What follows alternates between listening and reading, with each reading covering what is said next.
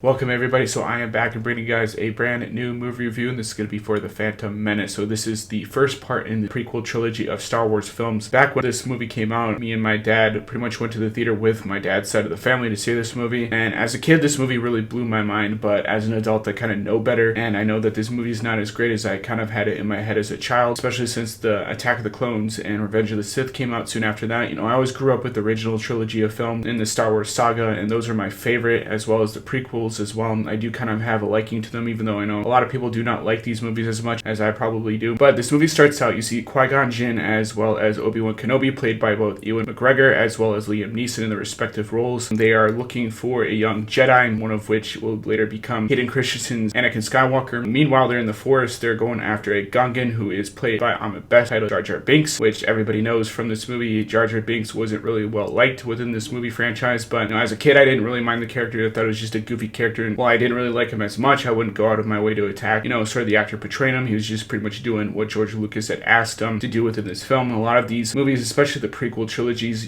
George Lucas had complete and utter control over the franchise, and nobody was going to tell George Lucas no at the time, because he had just completed the entire Star Wars saga of the original trilogy. So I kind of understand why they went with the direction they did. Jar Jar Binks being a little bit more silly, a little bit more goofy, which you see throughout this film. They eventually go to the Gungan homeworld of Naboo, and you see sort of the underwater sequence where Qui-Gon Jinn is kind of snorkeling with Obi-Wan Kenobi. They meet the Gungan King, who is pretty much in political war with the Jedi and the Gungans, but they kind of settle their differences, which they kind of realize that there's a droid army by the Federation coming towards them, and they need to act fast in order to stop them. This movie is really about the Jedi, the Gungans, and the Federation being this sort of evil empire that is pretty much quickly taken over with the help of Darth Maul. And you see Darth Maul in this film played by Ray Park, who is actually a really good actor, and I wish he would have come back for future movies as Darth Maul, but I understand that with what happened in the first movie, The Phantom Menace, why they didn't happen back for the sequels. You see a little bit of Darth Maul as he's kind of hunting down Qui-Gon Jinn and Obi-Wan Kenobi in this movie. They eventually go to Coruscant as well as the desert planet Tatooine, and once there they kind of find Anakin Skywalker. He's a young little boy played by Jake Lloyd.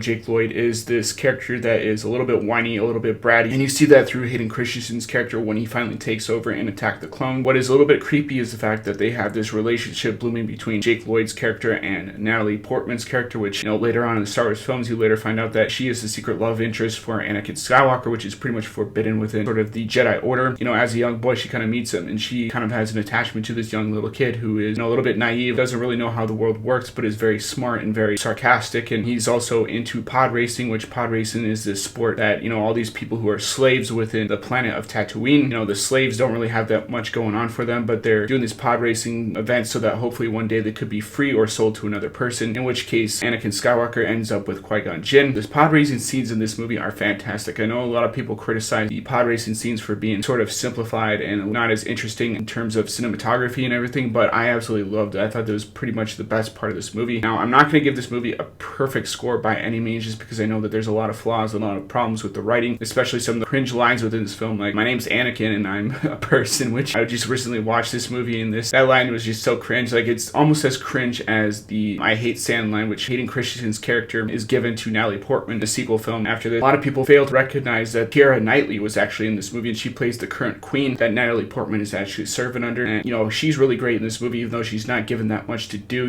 She's pretty much just sitting there kind of giving orders to the rest of the people within the Jedi Order as they're trying to make their escape. There's a Federation fleet with droids and stuff like that hunting them down, and you see those rolling walker droids, which are really cool in this film, and I wish they would bring them back for future movies. But they also have those in the Roger droids, which I think are pretty interesting. When I was a kid I really loved those droids, and they seem to be just cannon fodder for the Jedi as they're just swiping away with their lightsabers and stuff. That was really cool. While Qui-Gon Jinn is in the desert, he kind of finds out that Anakin Skywalker was pretty much born from the Force and that he has a high midichlorian count. I don't really like the idea of the midichlorians, just because the fact that I like that the Force is something that is kind of mysterious, that it's something sort of ancient and it's old, and it's something that people don't really understand, much like faith in a way. And they completely ruin it, or George Lucas does anyway, with the midichlorians, but I kind of forgave him just because it's George Lucas and it's his sort of franchise to do whatever. I don't really consider it to be a part of the franchise, even though a lot of people do. He finds out that Anakin Skywalker is born from the Force, and that he's pretty much the prophecy that there's going to be a Jedi that's going to take over and pretty much destroy the Empire, which we later know is not actually Anakin Skywalker but Luke Skywalker. So he takes pretty much Anakin Skywalker under his wing, and once him and Darth Maul fight, you later learn that Darth Maul gets the better of Qui-Gon Jinn actually telling Obi-Wan Kenobi, played by Ewan McGregor's character, that he should watch over Anakin Skywalker, and that if anything happens, that this boy is really important towards the Jedi Order and the future of the Jedi. And, Ewan McGregor is kind of hesitant at first. This is the guy that he respects and everything, the guy that kind of trained him as a young Padawan, but eventually he kind of is like, yeah, I will do it. I will pretty much train Jake Lloyd's character of Anakin Skywalker to becoming a man and fighting within the Jedi Order, which he eventually does in the sequel film. This movie has a lot of really good things going for it. The opening sequence where you see sort of the lightsaber battles, right away they start with sort of lightsaber fights and stuff. They go to sort of the Naboo or the Gungan sort of homeworld, and you see sort of all the crazy alien creatures. Even in the pod race sequences, you get crazy alien creatures, which the Disney movies, the current ones, don't really have that many alien creatures in this film, so I'm hoping that maybe Rise of Skywalker actually does something with that. This movie has a lot of really cool action sequences. Even in the sequel films nowadays, they don't really do enough with their lightsaber fights. I think they stray far away from that just because they're afraid to kind of use lightsabers for whatever reason. I mean, this movie's titled Star Wars. They can't just, skip on lightsaber battles and stuff just because you're afraid to use them. Like, we understand what lightsabers are. We understand how they're used. And I really like how they're used in the prequel franchise, that the Jedi just don't whip them out and are just flying around with them and everything. They kind of use them sparingly within the franchise, and they kind of only use them when they absolutely need to, which is pretty much how a samurai would kind of fight with them. This movie is influenced a lot by Hidden Fortress, as well as a lot of the Akira Kurosawa films, which George Lucas was a huge fan of, and I actually really like some of the Akira Kurosawa films, which I hope to eventually review at some point in time on my channel. But I would have to give this movie about a C. I know it's not as great as sort of Attack of the Clones or even Revenge of the Sith, which are far better movies in comparison to this, but as a kid I really loved this movie and I didn't have problems with it. And I think that people who have young children, who have young kids, are gonna like the stuff that's in this movie. Yeah, the visual effects and stuff are a little bit outdated, especially with the later films in the franchise who greatly improved upon it, but this is the first time you're seeing stuff like this on the big screen. And when Darth Maul appears on the screen, especially when you're sitting there in the theater like I was as a kid, like holy crap, like that was the first time you ever see someone with like dual-bladed lightsabers and stuff, and he quickly became a fan favorite, especially with me as a kid. And I really did like the time that I spent with my family watching these movies and as a kid, and especially with my friends and stuff as they're coming out, because for their time they're really revolutionary. Now everybody kind of gives it flack, and that's why George Lucas left and sold it to Disney, but this is really George Lucas's baby. This is his vision from when he first started the original trilogy, which I happen to love. I have a big affection for not only the original trilogy but the prequel franchise, as everybody knows. I've already kind of